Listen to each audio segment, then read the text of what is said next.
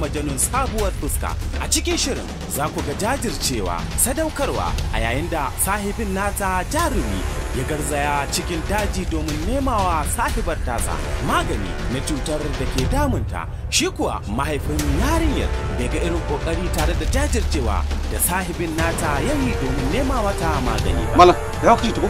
Wallahi sai mun shari'ar kai. Wallahi sai mun shari'ar kai. Lawai komai yana iya yi. Wannan mutumin mugun mutum ne. Azzalimi macuci amma kuma Allah ya ce ya ka bashi ina ji da kunne na. Da nan baka da abin da ake wa kai. Me aka yi? Kai baka gane wai.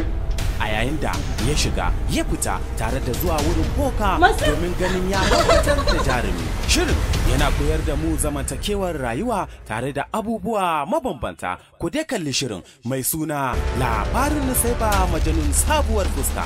Shiri ne da zai ringa zuwa maku a duk ranar kowace Asabar akan YouTube channel ɗinmu mai suna Abdul Hakim Amama. Shirin na zuwa maku ne daga Music Temple Production. Mashiryin shiri Audu Malam. Rubuta labari ya fi sani ɗaukar nauyi Abdulhakim Amama. Bada umarni Murtala H. Muhammad.